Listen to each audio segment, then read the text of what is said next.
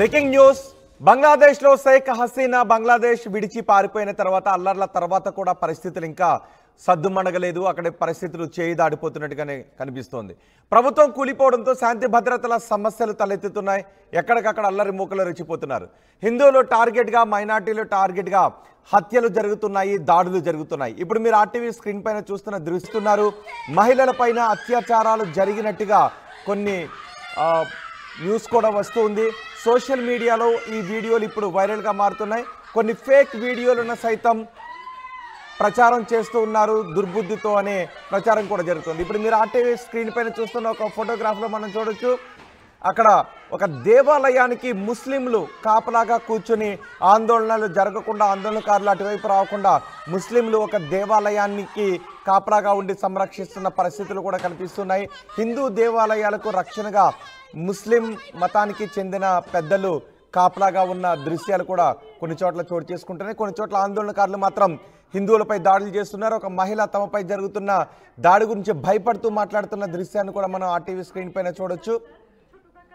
మొదటి బాక్స్లో హిందూ దేవాలయాలకు రక్షణగా ముస్లింలు నిలబడి అక్కడికి ఆందోళనకారులు ఎవరు రాకుండా రక్షణగా నిలబడిన దృశ్యాలు కనిపిస్తున్నాయి. మొత్తానికి బంగ్లాదేశ్లో పరిస్థితులు చేయి దాడిపోతున్నాయి. ఇప్పుడు అక్కడ మిలిటరీ ప్రభుత్వం ఏర్పడుతూ ఉండటంతో పరిస్థితులు సద్దుమణిగేంత వరకు ఏ క్షణాన ఏం జరుగుతుందనే భయం కూడా కనిపిస్తోంది. షేక్ హసీనా బంగ్లాదేశ్ విడిచి పారిపోయారు, భారత్కు వచ్చేసారు. భారత్లో ప్రస్తుతం తలదాచుకుంటున్నారు. ఆమె వచ్చిన తర్వాత షేక్ హసీనా పార్టీకి చెందిన వారిపైన, షేక్ హసీనా పార్టీ సానుభూతి పరులపైన దాడులు జరుగుతున్నాయి. కొన్ని చోట్ల హిందువులపై దాడులు జరుగుతుంటే, కొన్ని చోట్ల ముస్లింలు హిందూ దేవాలయాలకు, ఆలయాలకు భద్రతగా వాళ్ళు కాపలా కాస్తున్న దృశ్యాలు కూడా చోటు చేసుకుంటున్నాయి. ఎక్కడికక్కడ అల్లరి మూకలు రెచ్చిపోతున్నారు. హిందువులు టార్గెట్గా హత్యలు, దాడులకు పాల్పడుతున్నారని చెప్తున్నారు. షేక్ హసీనా పార్టీకి చెందిన 2 హిందూ కౌన్సిలర్లను కూడా అతి దారుణంగా చంపేశారు. హిందూ కుటుంబాలు, దేవాలయాలపై కూడా కొన్ని చోట్ల దాడులు జరుగుతున్నట్టుగా తెలుస్తోంది. హిందువులు అక్కడ మైనార్టీలుగా ఉంటారు. అక్కడ మైనార్టీలు కూడా 30% రిజర్వేషన్లను అమలు చేస్తున్నారు. ఈ నేపథ్యంలో హిందువులను వెళ్ళిపోవాల్సిందిగా, దేశం విడిచి వెళ్ళిపోవాల్సిందిగా ఆందోళనకారులు దాడులు చేస్తున్నట్టుగా తెలుస్తోంది. মিছিল নিয়ে যাওয়ার সময় উল্টো দিক থেকে এসে আমার বাসার মধ্যে ঢুকে, আমার বাবা একজন ব্যবসা করে, সে তার ব্যবসার প্রতিষ্ঠান, আমার ভাই একজন ডাক্তার, ছোট কাকার ছেলে, তার চেম্বারও আমাদের বাসার মধ্যে। এই চেম্বারের মধ্যে ঢুকে আমাদের পুরো ভাইরা চুইরা কিচ্ছু রাখে নাই। আমার কাকাকে খুঁজতেছিল, আমার ভাইকে খুঁজতেছিল, মানে এরা কোথায়।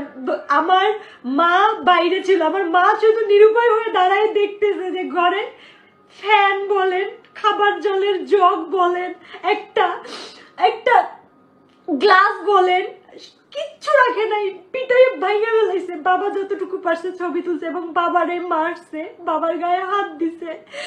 আর আমার ছোট কাকা তো পলাই আছে, আমার ছোট কাকাকে ওরা খুঁজতেছে। মানে আমরা কতটা নিরুপায় আজকের এই ছাত্রদের কারণে। আমরা এখন কি দেশ ছেড়ে, নিজের জায়গা জমি ছেড়ে কি আমরা ইন্ডিয়া পালাই যাবো এটা মনে করতেছে সবাই। কেন ইন্ডিয়া যাব? আমরা স্বাধীন দেশে বাস করি না? আমরাও দেশের নাগরিক না? তো তাহলে কেন আমাদের সাথে এরকম হবে? আমরা তো স্বাধীনতা যে দিশা লাইভ আমার বাঁচান বাঁচান সবাই সবাই বাঁচান বাঁচান